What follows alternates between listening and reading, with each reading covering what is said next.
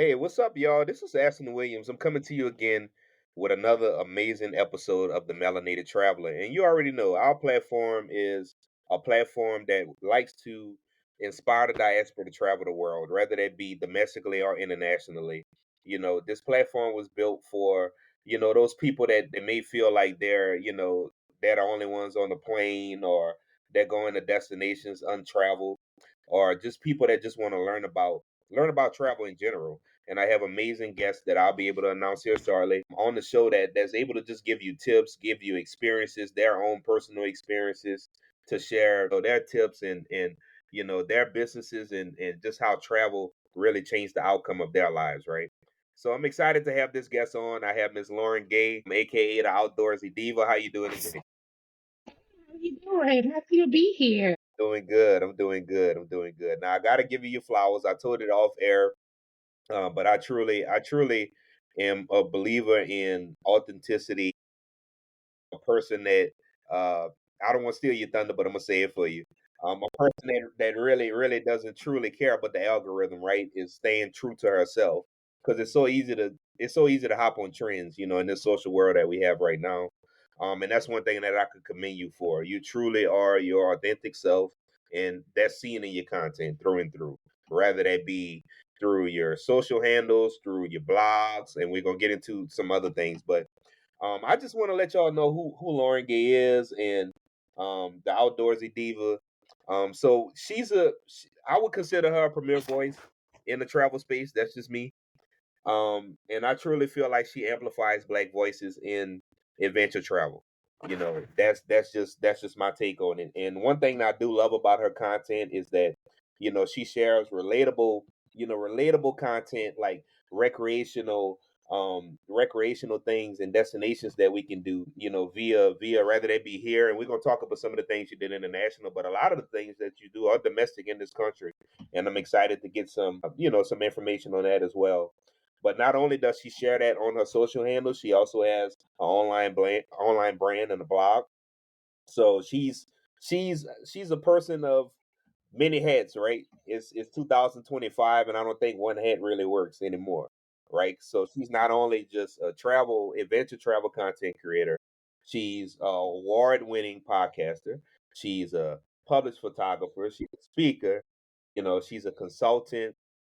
Definitely has a huge space in the YouTube space as well.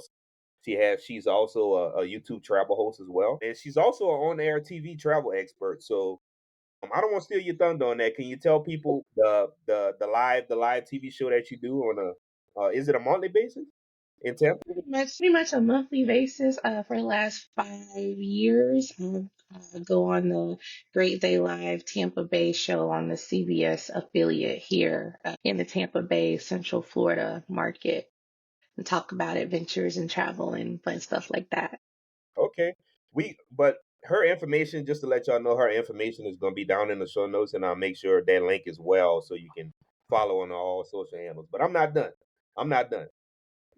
She's a dope travel writer as well. So she writes travel stories, travel blogs. She's worked with numerous brands, well over 100 brands, and really I want to get down into the basis of the essence of Lauren. In my opinion, is that I already talked about the authenticity. She empowers Black women to get out of that comfort zone, and being in the outdoor space. You we gonna get into some of the crazy stories that you've seen since you've been out there. She also was a founding member of the Black Travel Alliance, which is dedicated to racial diversity and inclusion in the outdoor space, and just a list of other accolades. Right, top 20 travel blogs, top 20 outdoor travel influencer. We talked about the just being just a travel expert. Period. Let's just leave it at that. She's a travel expert, right? She's a travel expert. And one thing that I love about Lauren is that, and I'm sharing this in front of everybody, is that just how approachable she was. And we're going to talk a little bit about the algorithm, but, I truly appreciate just, your openness to wanting to be on the platform and share your story today. So without further ado, Miss Lauren Gay, aka the Outdoorsy Diva, welcome to the Melanated Travel. Thank you. I'm happy to be here. You've had some people on here, some of my friends and stuff, so I'm glad I get my turn. all right, perfect, perfect. And I just want to start off with the mindset for those that have listened to the show. People already know that I always love to start off with that mindset. Like, and you can go as far back as you want to what cultivated this mindset to where you are now. How did you get into this? You know, get into just adventure travel, get into wanting to be in outdoors and advocating for, you know, especially for Black women and you know the diaspora to want to get out into these outdoor spaces. Yeah, that phew, it has been a journey. I did not wake up this way. I was not born or brought up or raised this way. I was actually raised in Dallas, South Dallas to be specific. So very, typical urban upbringing. And my family did not travel like that. We didn't do outdoor stuff. I wasn't exposed to any of that. And when I moved to Florida, in junior high school, it was the first time I went on this church camp to a place called Windy Gap in North Carolina. So they took all these city kids and we like rode horses and went zip lining and we did hikes. And I was like, whoa, it's like a dude ranch. I don't know if you remember Camp Anawana on Nickelodeon. That Yeah, was my show. And so, like, getting to do that kind of stuff in real life, I was like, oh, this is cool. But it was just like a core memory that just stayed there, even though I was an adult before I got to do any of those things again. And what happened was my best friend and she was interning in like Nowheresville, Alabama, and I went to visit her. And a coworker was like, you guys should go see the waterfalls. There's a lot of waterfalls in northern Alabama. And we were like, first of all, we didn't know there. We was like, there's waterfalls in the United States. Like, what do you mean? We literally had zero concept of nature in our own backyards. So we went and found these waterfalls. She and I, by ourselves. We didn't know what we were doing. We were not dressed appropriately. Those pictures are hilarious. I was like, what am I wearing? I was not dressed for a hike, but we did it and I was smitten. After that, I was like, I need to find more waterfalls. That was my gateway. Waterfalls was like my gateway into hiking. And from there, it just kind of slowly grew. And I knew that I felt better when I was outside, like when I was stressed. So I was, went to college, did my degree. I had my son my sophomore year of college and working and all that. So it's stressful, right? My 20s was not like fun like everyone else's. I was constantly, my stress levels were here. But being outside, I felt better. It was like a good reset for me. And I just paid attention to my body. I love the waterfalls. Water made me feel better. It was a natural reset. So just over time, I just started to recognize that I felt better in these different natural places. And when my son was like, I don't know, 9, 10 or so, he really was expressing this desire to like try all these different outdoor things. He's like, Mommy, I want to go camping. I want to do kayaking, blah, blah, blah. I guess he saw it like on TV. And I'm like, I don't know how to do that stuff. But I, found somebody who did know how to do that stuff and took us out, for the first time. And it was just like, I almost died on that first kayak trip. That it was my first, and it's my first blog post. It's called the 10 mile. It was only a mile. It was only 1 mile, but it took us hours to get back because we were against a wind. And I was like, I'm going to die out here. I'm going to be stuck and I'm never going to make it back. And that was like my first introduction to kayaking. So it's amazing that I love it so much now. But that was really, my son was like the impetus to like try to do more, get exposed to more because he wanted to do it. And being a single mom of a young boy, I wasn't sending him to Boy Scouts without me. That was not negotiable, you know what I mean? Because I wanted him to be safe. And eventually I started the blog because as we were trying these things, I never saw people who looked like us. I never saw people in our state parks or even county parks, regional parks, like not far places. And I never saw people who looked like us. And I would share these things just on my Facebook and my friends who were native to here would be like, I've never heard of this place. Where are you? I've never been here. I've never tried that. And so it was just like, oh, maybe this is not something we do. And even like looking on the internet, the only thing I found At that time it was Outdoor Afro, and this was around 2012. So there were no resources, there was no blueprint, there was nobody outward facing who I could see to like inspire me. So I started it to inspire other people. So a friend of mine encouraged me to start a blog, and I'm like, what's that? And I started my blog just sharing what we were doing. And that's how we started in 2013. It was also a time that I realized my son at that time was 13, and I knew I needed to prepare myself for him to leave home because I was totally wrapped up. My entire adulthood was being somebody's mama and chasing corporate and doing all these things for other people, but not really what I like. And so that was really the foundation because it allowed me to like really get to know Lauren. What does Lauren like? And all those kinds of things. So that was like the birth of Outdoorsy Diva. And a lot of people don't know my first blog in 2012 was actually called something totally different. It was called Kayaks, Canoes, and Shoes. Come on. And I think was it Tumblr? Yeah, LiveWire, Tumblr Tumblr, Blog. It was on is all of still a those. thing. Technically, Tumblr's still, it's still a thing. Yeah, but that was where it was birthed. And I think workshopping it with my best friend is how we landed on Outdoorsy Diva because I'm not the typical, what people think of when they think of outdoors or adventure. At least I wasn't then. It has an aesthetic, and I'm not that. I'm gonna have on lipstick. I might have on lashes when I go hiking. I'm gonna look away. You're not gonna catch me out there like in flannels and camo. That's not with a deer on my shirt. That's not my jam. I think I think it's like especially like our people. You probably get this similarity like so like actually I love horror movies, but when we think about the outdoors, we think about cabin fever.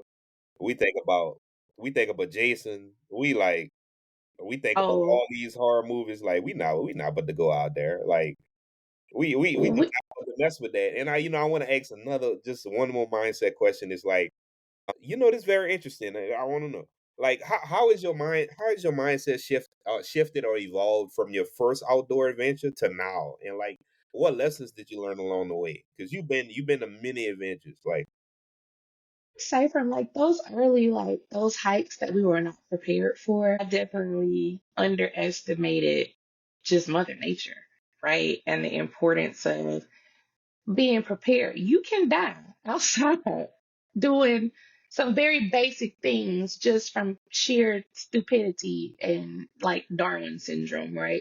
Like you can weed yourself out real quick. And so I think that first experience hiking with my friend, we got caught in a thunderstorm and we were like up on like I won't say a mountain, but it was very hilly. We were high up in elevate higher than just flat ground level.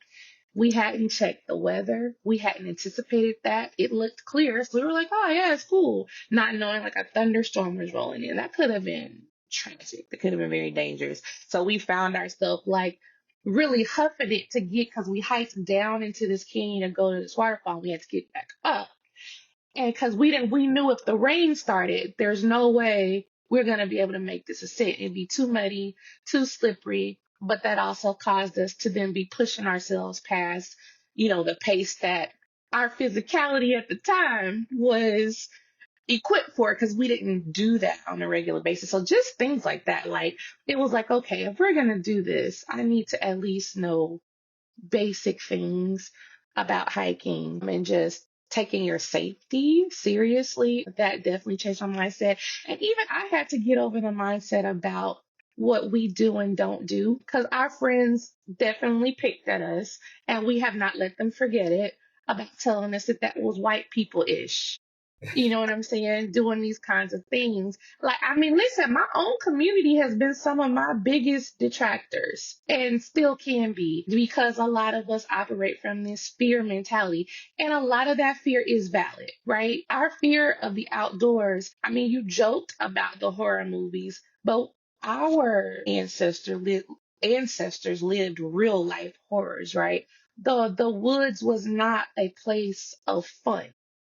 You know what I'm saying? And I feel like we were kind of robbed of that because my grandmother's parents were sharecroppers, right? They worked the land. They lived off the land. So that was work and substance for them, but not necessarily fun. And that's simply because being in the South, that was taken away from them, right? Their right to have just unbridled recreational access was removed, and that gets passed down. You know, you hear these stories and you're told to keep you safe. You don't go in these places alone by yourself. And it gets passed down and it gets like ingrained in our psyche. So I think even getting past that mental block about what is and isn't safe and where I do and don't belong was a journey. But I'm happy to be on the other side.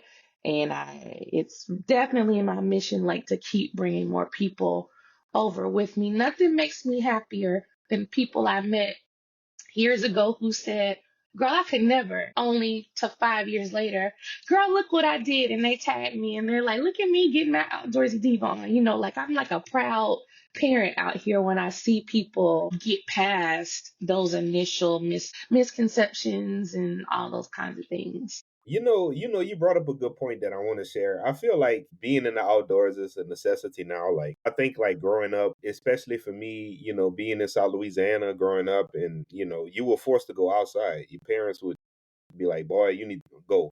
Y'all go outside. Make sure you're home before the lights come on."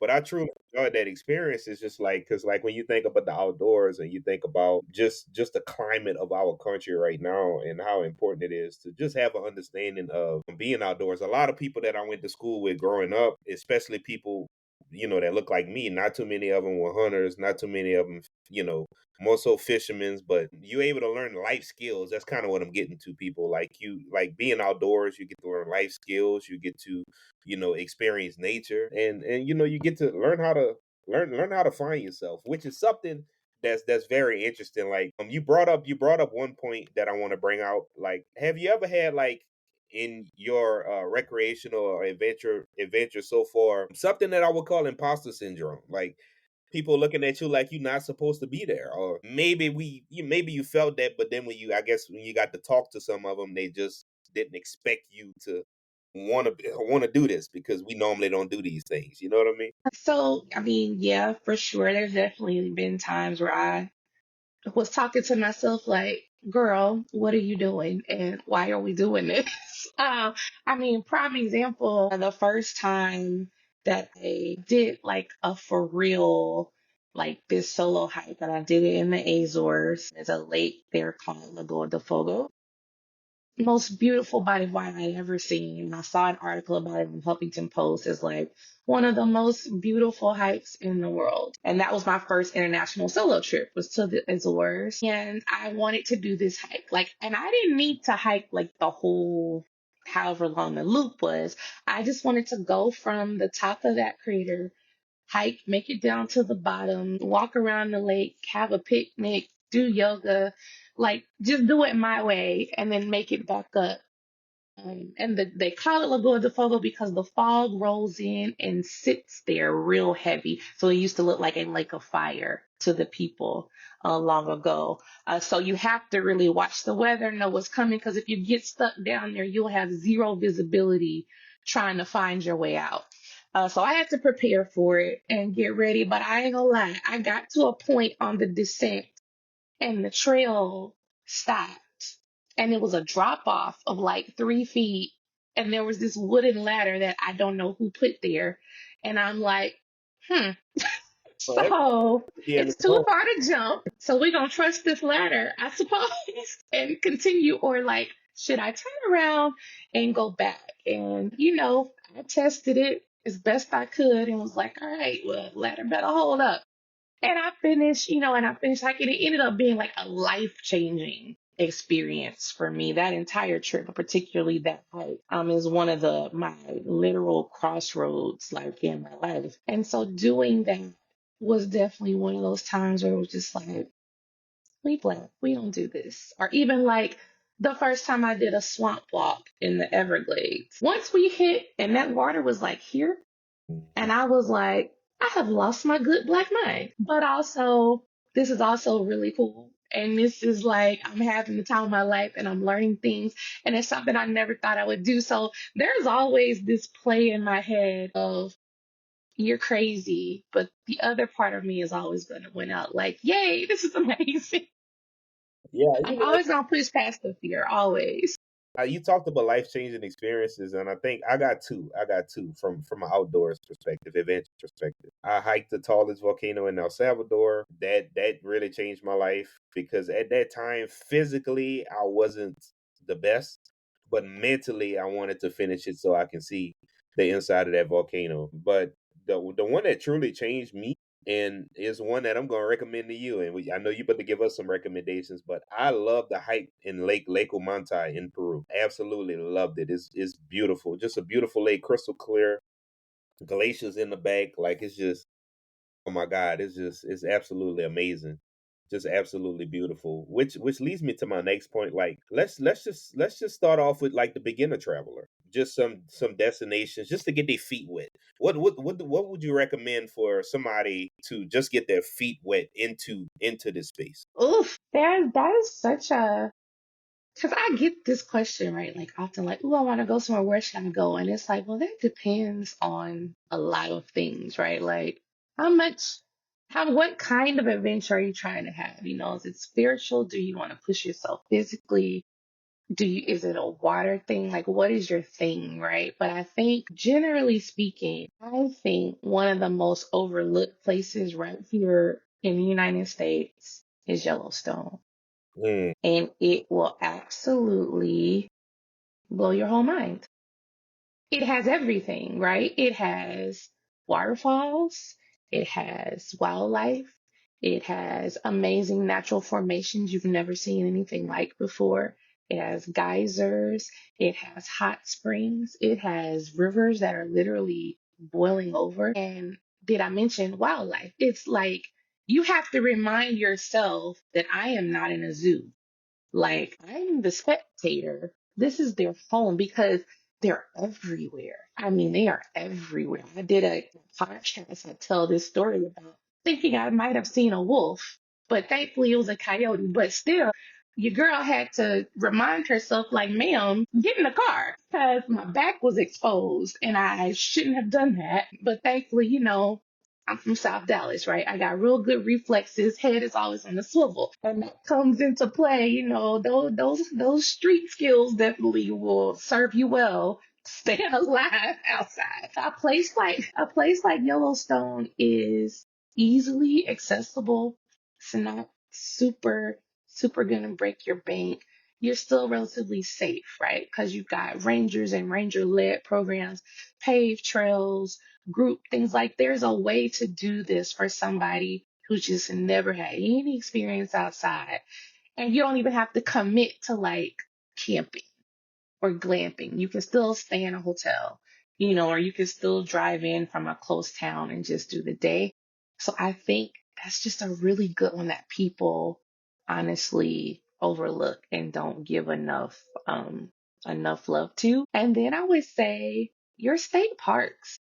We are so fortunate to have the abundance of parks that we have for now. Say that with the caveat, right? Because they are actively trying to not let us have them. But your state parks are such a good resource because a lot of them will have park ranger led programs like your first time. I know Georgia has a great system that will provide like the tents and the things you need and teach you and your family how to set up your tent and things like that. Or they'll have like night sky events where they'll bring out telescopes and show you those things. Our park here is getting ready to have a big bird watching event. Like whatever your interest is, a lot of these local, state, and regional parks, like even your county parks, are going to have programs and people don't take advantage of them. I love international travel, but a lot of people glamorize that and gloss over what's right here. So that's from a domestic standpoint, I would say those places are really good places to start. Internationally, there is so much. I mean, there's so much. And I don't even think, and because it's so different from here, I think anybody's a beginner once they leave this country and go exploring, right? I was a beginner in the Azores. I was definitely a beginner in South Africa, Botswana, Zimbabwe. So those kind of places, jump on a group tour. There's nothing wrong with that for your first time. And that way, at least the elements of like safety, planning, all of that, you don't have to think about it. You can just enjoy it. And then once you fall in love with something, then plan to go back. And then maybe you venture out and do it on your own or hire your own guide and things like that. Like there's nothing wrong with that. That's how I did the Azores. I did group trips the first 2 days. And then after that was like, oh, I got this. The island's relatively small. I rented a car and was like, all right, I'm gonna go see some other stuff I want to see on my own. But the first 2 days, I just jumped on group trips. Gotcha, gotcha. This is interesting. How do you practice resilience like when things don't go as planned? Like rather that be Ooh, a failed hike, you catch a flat tire in the middle of nowhere. That's the cabin fever stuff that black folks talk about. You know what I'm saying? So how do you practice that, or how do you just get over some of those issues? Because sometimes things don't go as planned. well, they never go as planned. This is why the name of my blog is actually called Misadventures of an Outdoorsy Diva. And this is because crap never goes as planned. Honestly, it's usually better than I could plan it, but it never goes as planned. And I think, and one of the things I talk about when you talk about mitigating fear is you mitigate for risk. And that's something I've done career wise, like for my entire adult life. So you what call out the fear, like don't pretend it's not there. Write it down. Okay.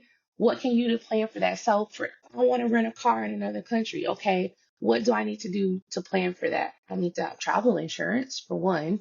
I need to get whatever coverage I need to get for this rental car so that if something goes down and I need somebody to come get me, they can, right? Oh, let me look up these numbers. So I have a numbers for a tow company, a taxi company. I've checked in, signed up for STEP with the State Department in case somebody got to come over here and get my behind. Like I have my location turned on in the group chat and with my family. And I have a Google Drive that my two besties and my mother have access to. It has a picture of my driver's license and my passport.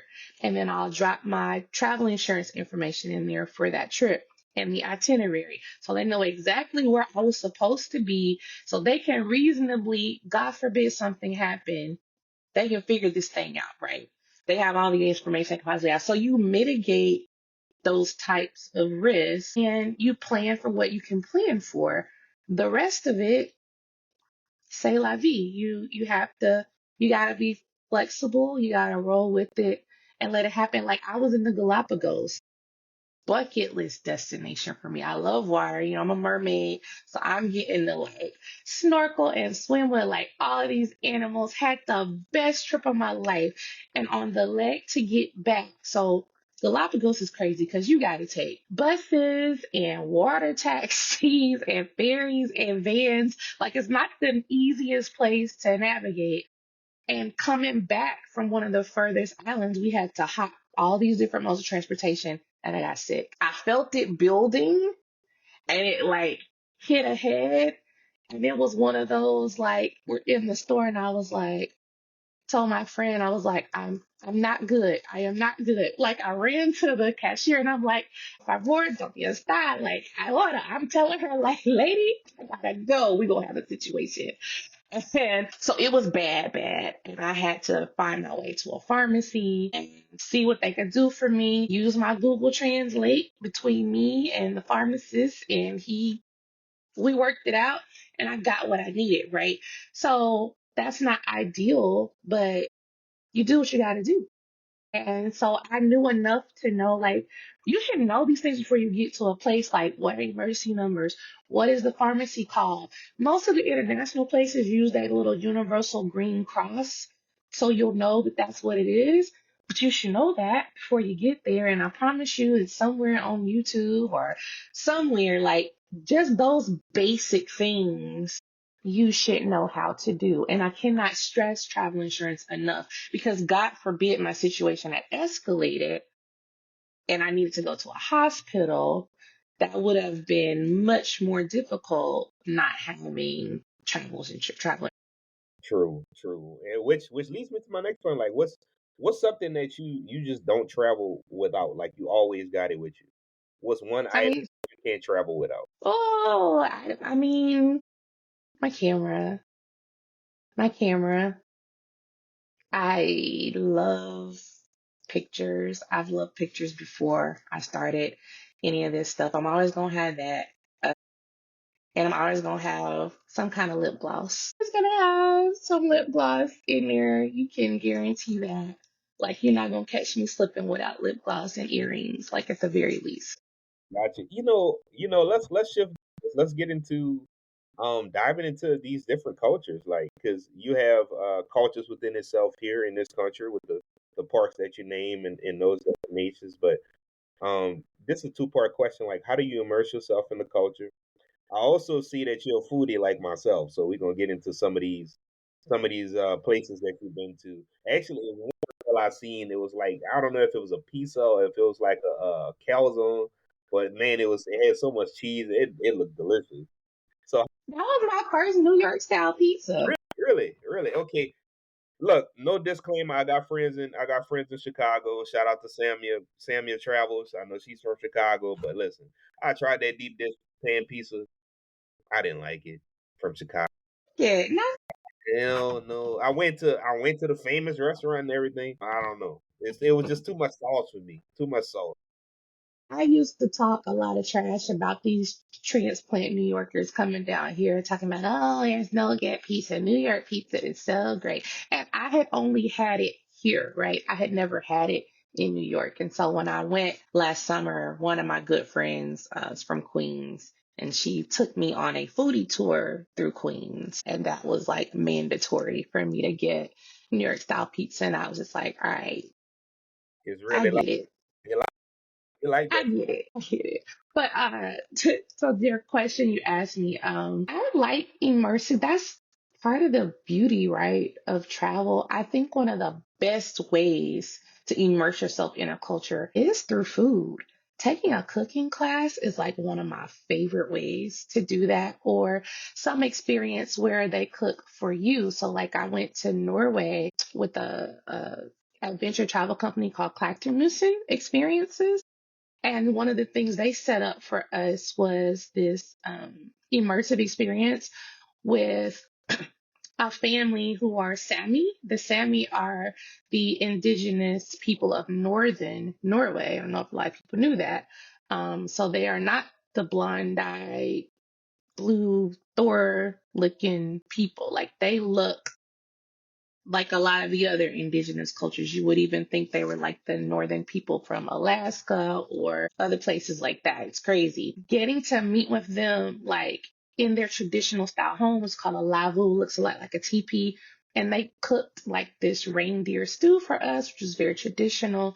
They're wearing their traditional garb and showing us things made out of reindeer hide. She's telling us stories about growing up and their fight to get their culture back because like most indigenous cultures, right, they were forced to assimilate and lost a lot of the access to their land and all those kinds of things. So she lived this, and this woman is my mom's age because this is actually very recent history. They didn't actually get to be reestablished like as their culture until like the 90s, which is crazy. So she has lived this and she's telling us these things while we're having dinner. And then afterwards takes us out to her reindeer herd and we get to help her feed the reindeer and, all that kind of stuff. That's just a really natural way that, because all humans eat, right? So it's just a great way to connect with a culture. I did a cooking class in Puerto Rico. I did one in South Africa that I absolutely loved because, again, like they're talking to you about their history and their heritage while we're learning to make something and then breaking bread together. So I think if you really want to get to know a people, like the food is definitely a really good gateway to soften that. I tell you, like one thing. Obviously, I'm a big food person. Like food is everything to us, and we very particular about our food for being in the South. And I'm interested about this. Like, so, like, let's stay domestic for a while. it's two states that I haven't been to, and I'm very intrigued to get your perspective on your experiences in like Oregon, because a lot of people don't realize like Star. If you're a big Star Wars fan, most of everything was filmed in Oregon in those rainforests. It's like Oregon just seems like a different planet, literally. Like when you look up the pictures, like can you talk about that? Like just share, whatever you want to share about those two states. But Oregon for sure is a state that's definitely on my list, and I need to work my way to the West Coast for sure.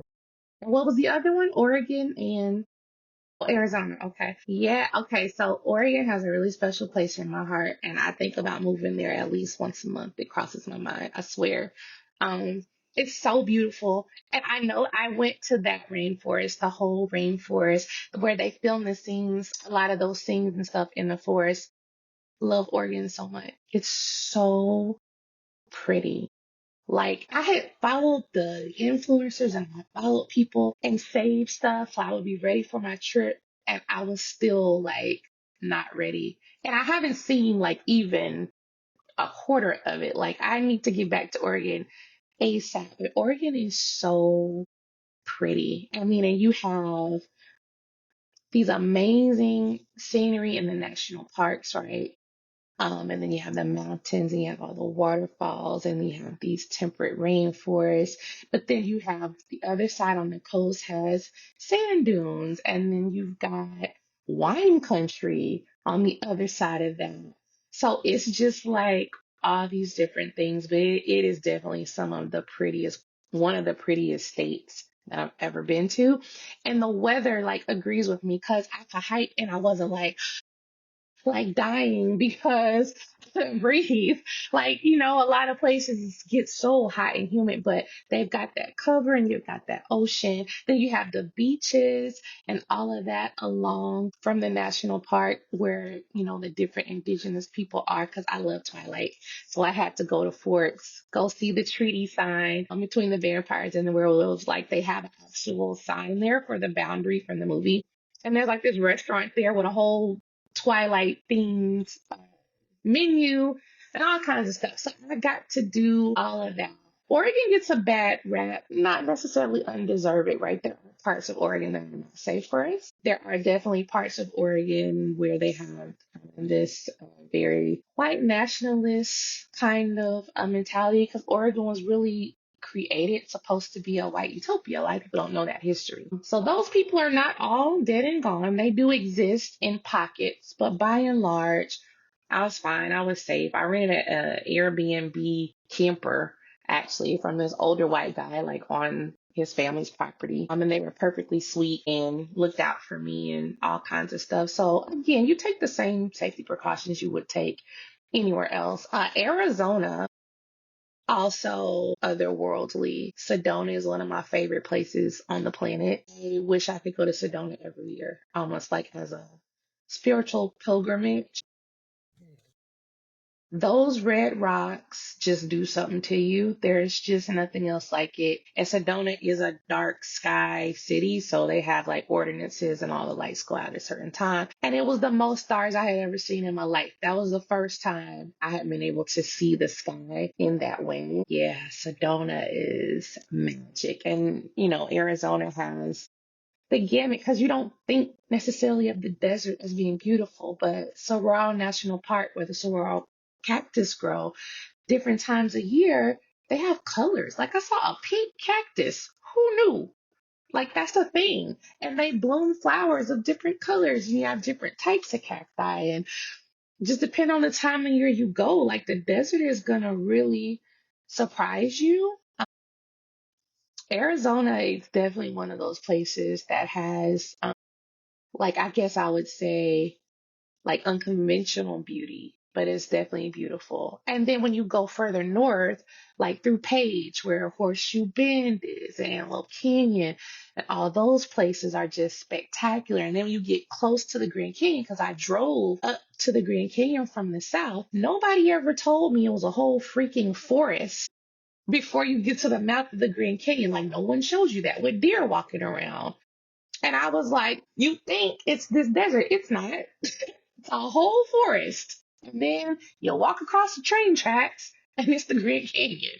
It's crazy. So Oregon, I mean, Arizona definitely has, there's even ski lodges in northern Arizona. So it just has this gamut of terrain and natural beauty as so many other places do. Utah is another one that looks literally like another Planet planet. too. Look like a different planet. Yeah, I'm interested to go to all three. But if I had to rank them, it would definitely be Oregon, Utah, and then Arizona for sure. I think that would be a fair ranking. You talked about seeing the night sky, and I think like in a social world, like people are just so glued to their phones now. Like how is that like as far as like not getting into the content creation, and is it any difficult? Obviously, you enjoy doing it, but how do you separate the two? Like, is it difficult for you to navigate that, like through your travels, to you know to, It is. to just enjoy the moment? You know what I mean? It is because it's become like this extension of me, right? So even if I'm not working, and I'll say I'm not working, and then you see something so amazing, and it's Mm, so what I have done, because it's still the nature of who I am and what I do, right? And here's the thing, for a lot of these things I do, I see, if I don't show you, you'll never see it, yeah, especially from thanks. somebody that looks like you, Yeah, because you got a right? lot of people living through us right now.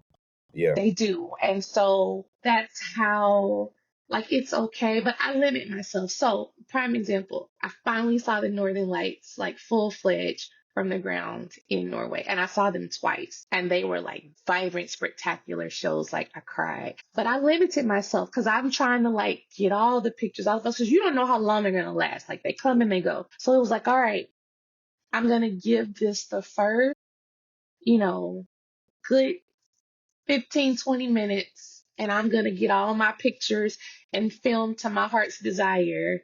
And then I'm going to put my phone in my pocket and I'm going to just stand here and look at them and really have like that God moment with nature.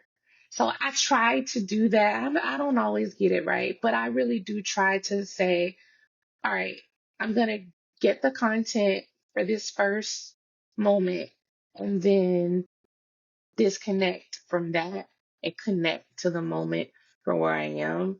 It is a fight. It's a constant fight. One of the most interesting things I did was go to a quiet spa. Like you literally can't talk, can't have your phone, you can't have any devices, you can have a book. That's it.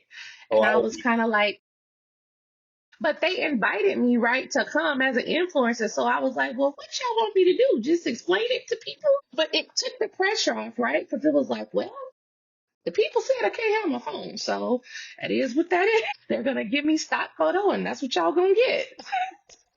And I did enjoy that entire 3 hours that I was there and took naps and didn't have to worry about getting the shot. So that's nice, but it's a struggle. But I do try to like just separate the time for when I'm working and then let myself just enjoy what I'm doing. Gotcha.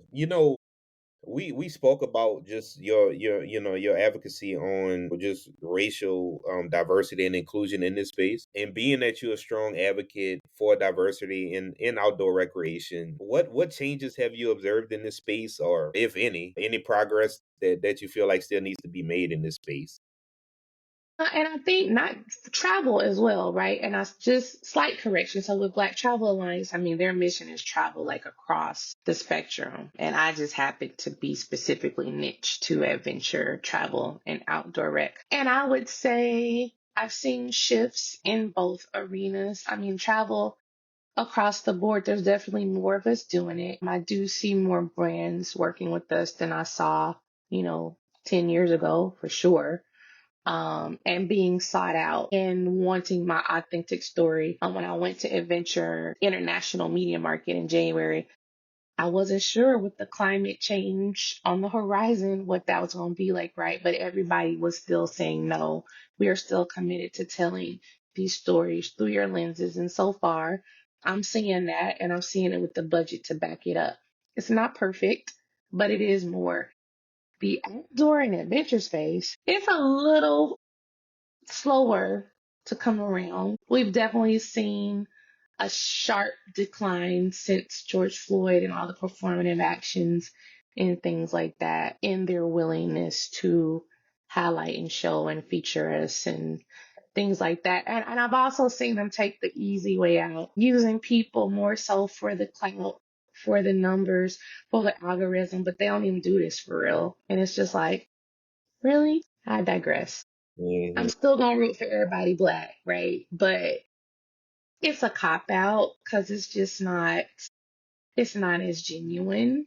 And it shows, right? But the outdoor industry definitely has a ways to go because it's just got this gatekeeper mentality a lot of times. And honestly, a blind spot because people love to say, well, no one's keeping you from the outdoors. Why do you need to advocate for it? And it's just like, dude, if I go to a national park and I never see another person who looks like me, that's a problem.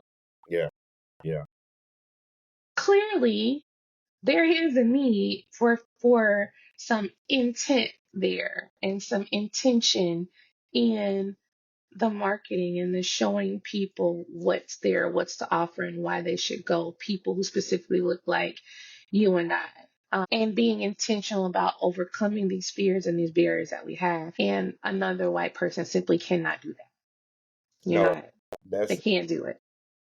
how was your experience? How was your experience? I don't want to get past that either. So like, guys, she worked with National Geographic as well. How was that experience just with them? Because I've I've always been a nerd when it came to National Geographic, even when I was young. But to see people like you and to see people, other people in this space that looks like you, it just encourages you to get outdoors. How was your experience with them? It's been, we've engaged in a few different ways. I've created some content for them that was around like family travel stuff. I've been interviewed for various articles and things like that, featured on different lists and what have you. So it is one of those things because I grew up, with the actual physical magazines and watching their specials and things on TV. It definitely was one of those things where like your family can kind of get it because it seems important enough to them, right? It didn't change my life afterwards, but it felt good for sure. It was validating, to be honest. It was validating just to be seen, to take up some space for us in the space. So yeah, it was pretty cool. I came from it. That's it. And this question, like statistically, I go over statistics sometimes, and it's only 12% out of 12% in just in this country, just in the United States of America, only 12% of African Americans or just people in the diaspora within this country travel. What's crazy is out of that 12, only 3% travel internationally, and out of that 12, 7% only travel domestically or have ever left their state. So, to the person that has listened to this episode that have gotten so many gems or have gotten encouragement from you from listening to this particular episode, what would you tell that person that's on the fence to that person that wants to take that leap into getting into the outdoor space, just traveling in general, whether they be here or there?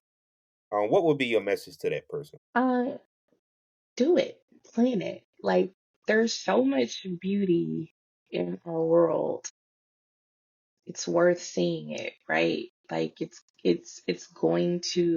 only going to make you better. It's only going to broaden your perspective. So you plan for the things that you have control of and pray about the rest and go and see some, like, literally just go and see the beauty of this world. It's one of the best decisions that I ever made. And it does baffle me when people don't even have a curiosity, right, about what's out there. But there's so many more resources now than like when you and I started traveling. Like, so any question you have, any concerns you have, somebody's already done it and answered it and been through it.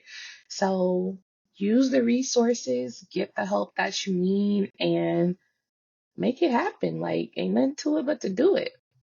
Y'all heard it here first. And also I'll say, do it your way. So it doesn't have to be like, I encourage people to, let's say if you're already going to say, Los Angeles, Palm Springs on a trip, is there something within 2 hours you could rent a car, or could you look up a tour that leads from that major city on Viator? I did that for San Francisco. The first time I went to the John Muir Redwood Forest, I was in San Francisco for my 30th birthday trip.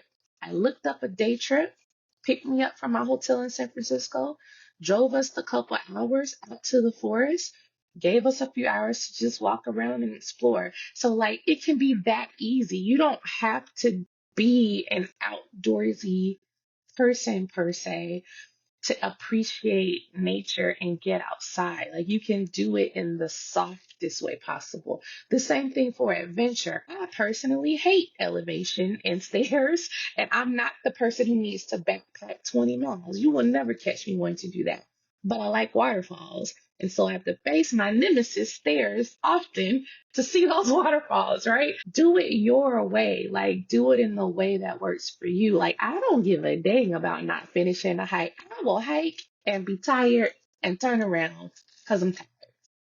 Like, it doesn't matter, but I saw a lot of pretty things along the way, right? So don't let other people, how other people do things, influence you or deter you or think that you don't have what you need. Like, you have exactly what you need, and do it in the way that's comfortable for you. So y'all heard it here first. First of all, again, I really do appreciate you coming on the platform. I want to take this time out as well to like for you to share out anything, all your social handles. How can we support you? How can we follow you, in this adventure journey that you're having? And I'll make sure that the show notes is, all your information is in the show notes as well for those that is watching and listening. But I want to take this time for you to share out anything that you want us to follow you and support you on. For sure. You can follow me on Instagram at Outdoorsy Diva, same for TikTok. I'm really trying to build up the YouTube show this year. It's also Outdoorsy Diva. It's called Adventure is a Lifestyle. So definitely subscribing and watching those episodes is a huge help to me and helping me on my way to landing a TV show. Fingers crossed. And then also I believe it's May 25th, look for a book by Lonely Planet called Women Travel Solo. I contributed one of those essays and some of my photography for this book. So that's huge because it's my first time being like a published author and photographer in a written form. So if you could support that with pre-orders, that would be amazing. It's pretty much everywhere major, books are sold. Amazon, Barnes and Noble, all those kinds of stores, Borders, all of that. Be sure to send the link, and I'm gonna make sure I got you. For sure, for sure. So yeah, that's me. OutdoorsyDiva.com is the website. Yeah, so that's where you can find me. And I do speak engagements. You can reach out to me through any of those platforms, and then I am happy to connect with you. All right. Yep. Well, guys, I'll make sure her information is in the show notes. I really do appreciate all the melanated alum. You're alum now, so you families. Anytime you want to collaborate, anytime you want to share a post, share a reel, this platform will always accept it. Like I said, I know they got some platforms out there. We'll talk offline. You already know where I'm going with this, but you got our support. One, I hopefully y'all took the time to really just dive into this episode and understand that her message is very simple today. It's like being outdoors, though it doesn't have to be complicated. Just get outside. Just get outside and do your thing. You know, just get outside and do your thing. But y'all know my motto. I'll see you at the top because the bottom is just too crowded. Peace. I'll see y'all around the world. Thank you.